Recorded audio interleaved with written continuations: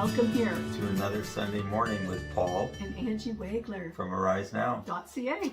Yes, well, we are delighted to be with you here once again. And Angie, we're starting a new theme this morning. We are. Matthew chapter 7. Matthew 7. Yeah, and Matthew 7 is part of what is known as the Sermon on the Mount. That's right. And so it's Matthew 5, 6, and 7. The beginning of the Sermon on the Mount is very well known. It's the Beatitudes. Yes. Blessed are a lot of people. Like, we're not going to go through them all this morning. The meek, the peacemakers, and many others. That's how it starts. And then Jesus, does a number of really, teaches on a number of wonderful things through all of this passage. And then we get to Matthew chapter 7, which we're going to look at today. And we've entitled this, A Speck, A Plank, and Judgements. A Speck, A Plank, and Judgements. Yes. And because that's what we're going to talk about here in these next few minutes. Matthew chapter 7, verses 1 to 5. So why don't we read those, and then we'll dive into it and see what the Holy Spirit might want to highlight and teach us today. Okay. Starting at verse 1.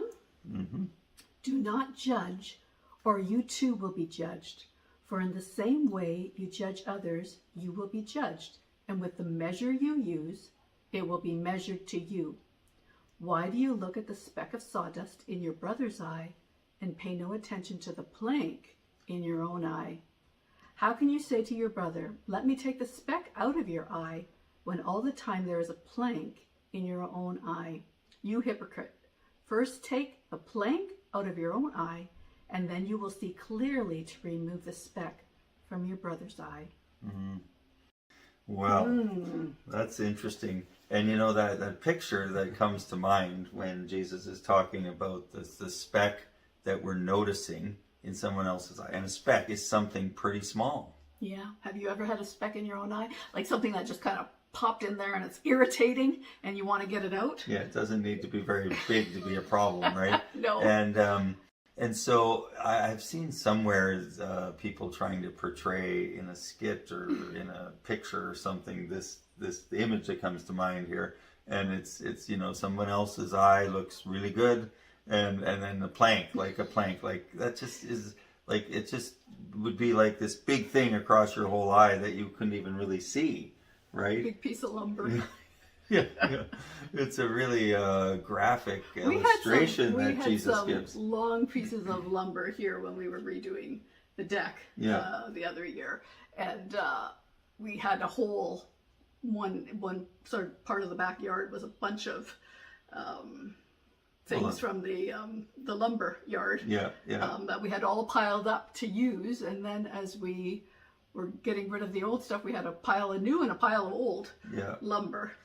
Yeah. That would be a big piece to have in your eye. Yeah, it seems rather silly when you think of it. Right. So a little speck is a little something, but a plank is something that's kind of blinding. If you have you can't see beyond. Right. Something that big. Right. And I think it's interesting to note that the first two verses here in this passage, Jesus is talking about judgment.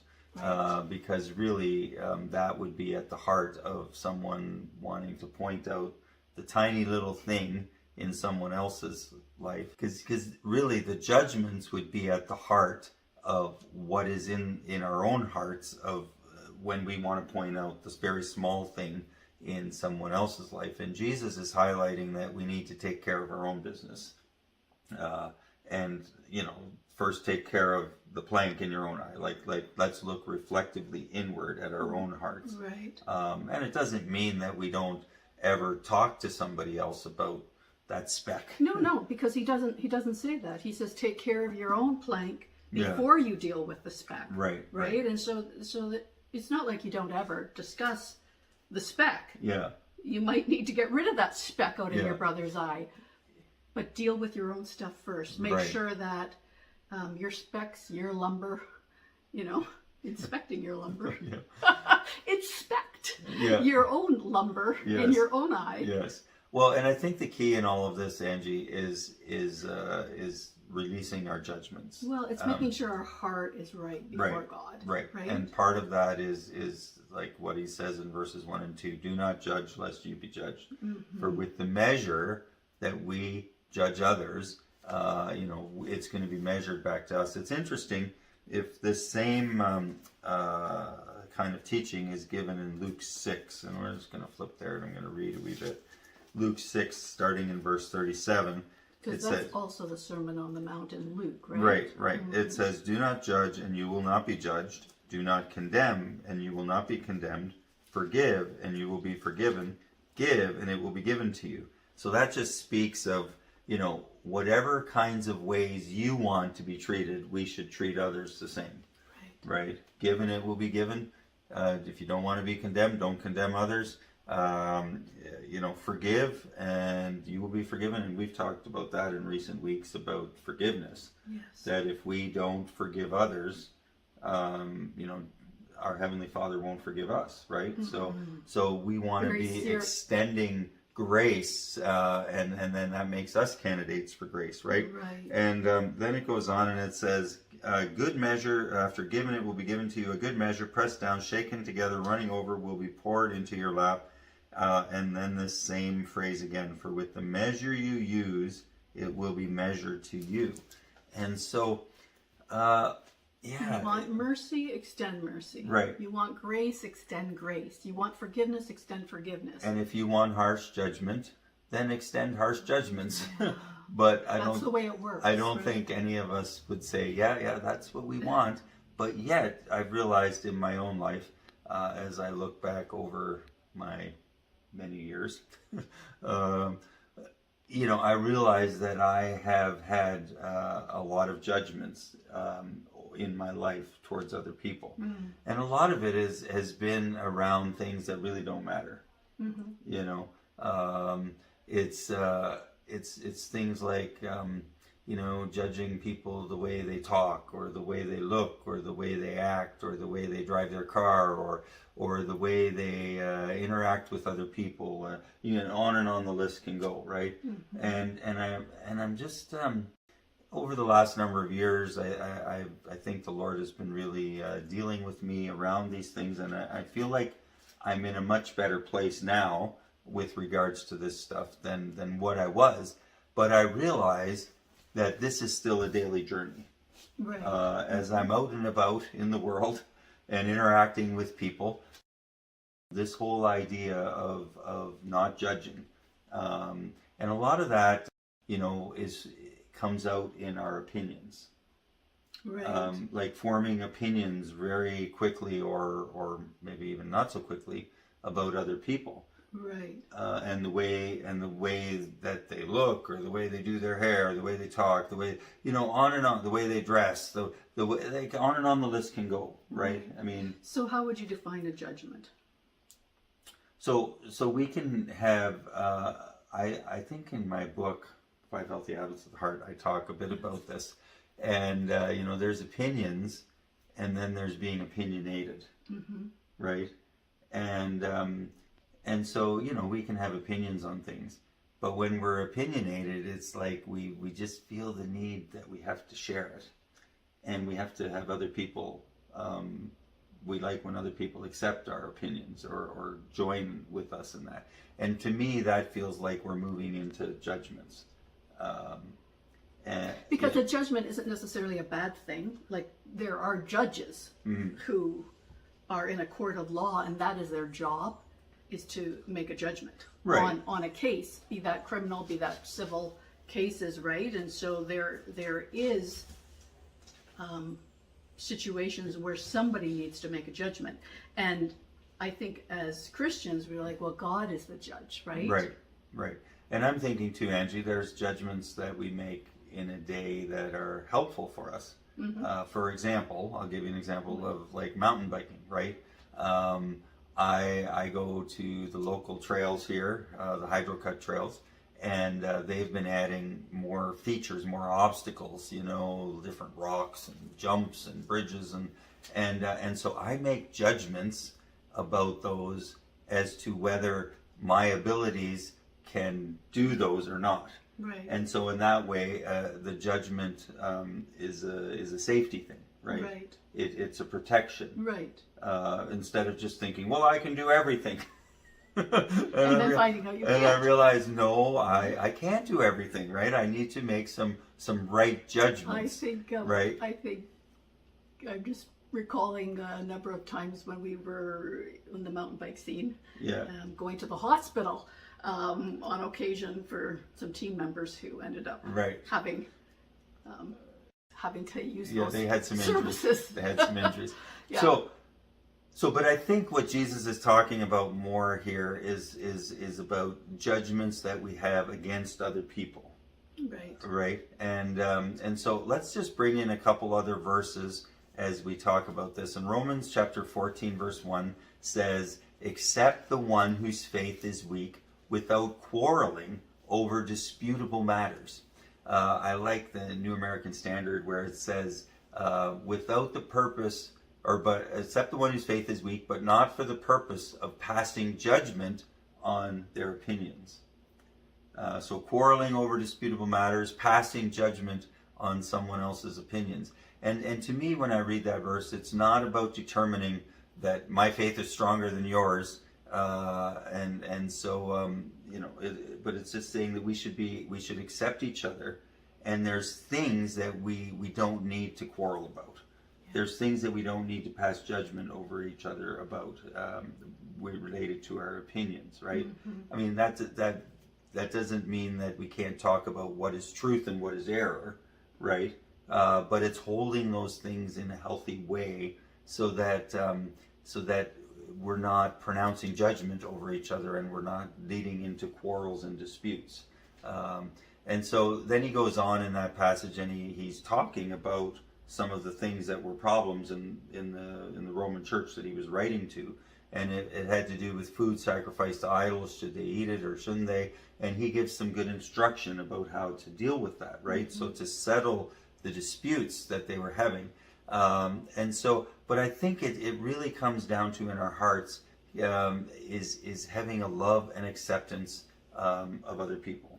And that if they have a different viewpoint, or they do something differently than what we do, or maybe even they do it in a way that annoys us, because there are certain personalities that click, and there are certain personality types that kind of are abrasive, right, to each other.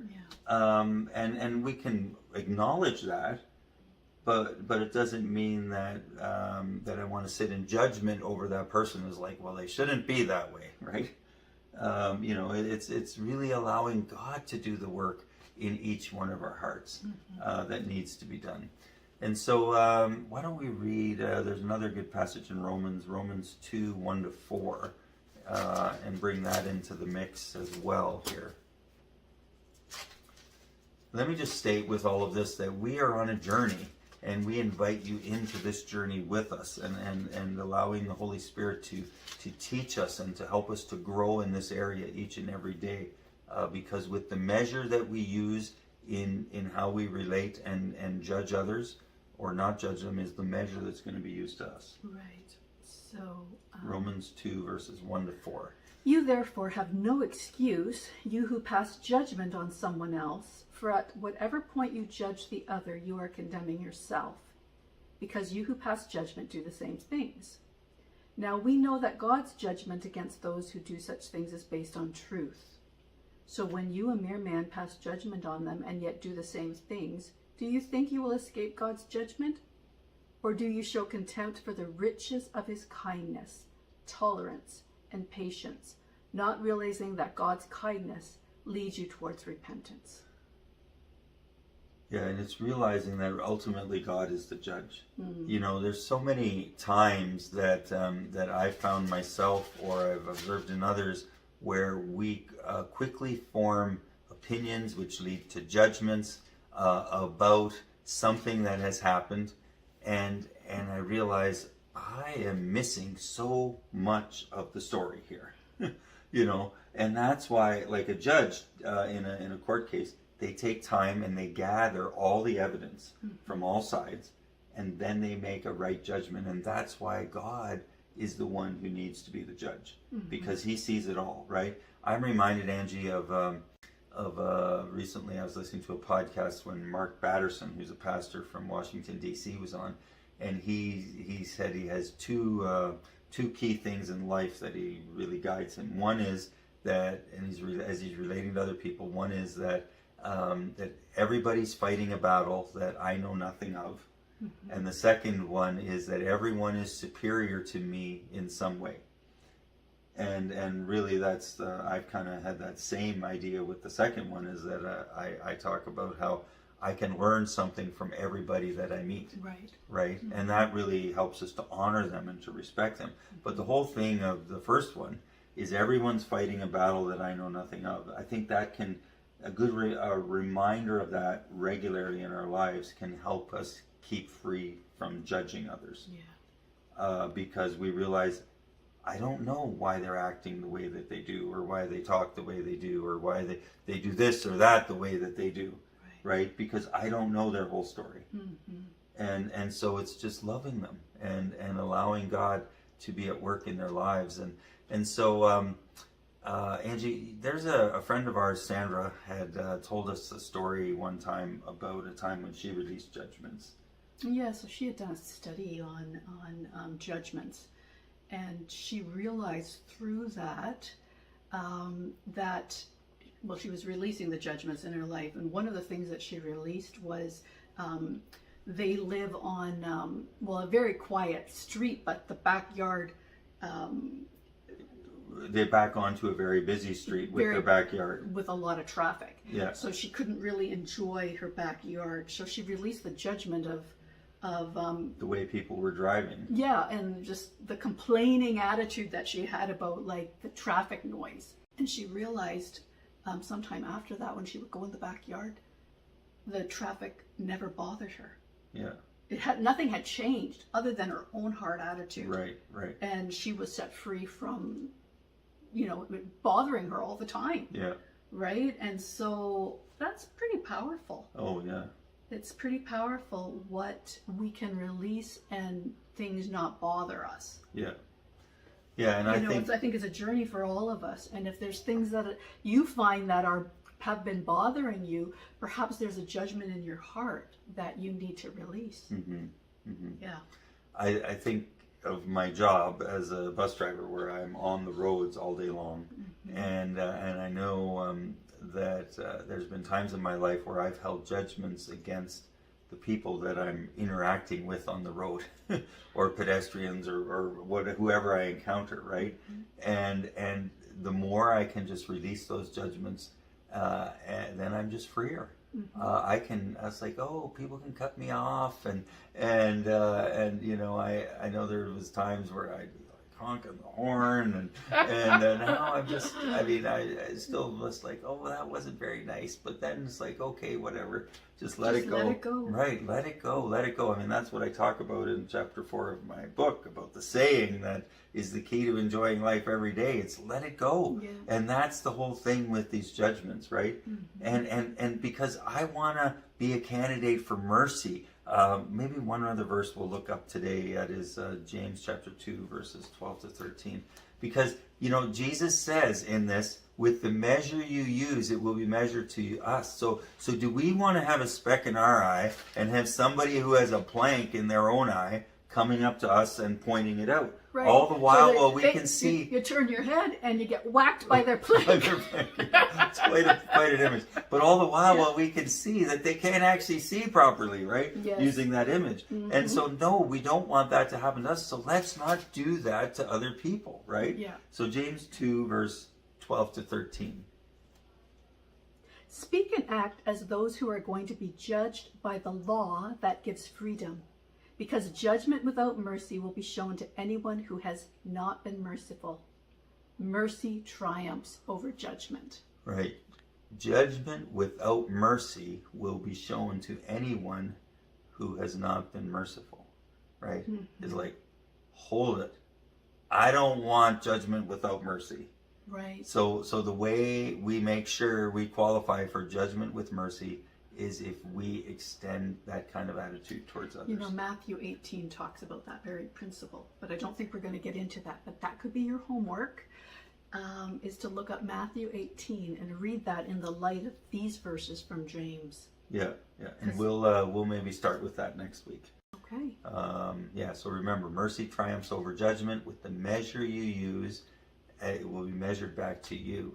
And so we want to be free from the judgments that hold us down and that weigh us down and that take away our peace, because when we can let them go, we can allow peace rule and reign in our hearts. Colossians 3:15, we'll close with this verse. Let the peace of Christ rule in your hearts, since as members of one body you were called to peace, and be thankful. Wow. That speaks of someone who has let go of judgments and is walking in freedom. Mm-hmm. And that can be your journey, and it can be mine today as we follow Jesus. Or ours, I should say. It's ours. Anyway, so we want to invite you into this journey with us, and that we can learn from Matthew chapter 7. Come back again next week, and we'll pick up where we've left off. Right. So until we meet again. Yeah, stay awake. And stay alert. Thanks for watching. If you have liked this video, give us a thumbs up. Follow and subscribe at Arise Now, Facebook, YouTube, and Instagram. Paul Wagler's newest books, 5 Healthy Habits of the Heart and Lessons Learned Trilogy Edition, are available at Amazon. Arise Now and Paul and Angie Wagler are part of the E3 Canada family. Consider partnering with us through prayer and financial support to touch more people with the powerful message of God's love, hope, and transforming power. You can find us at arisenow.ca.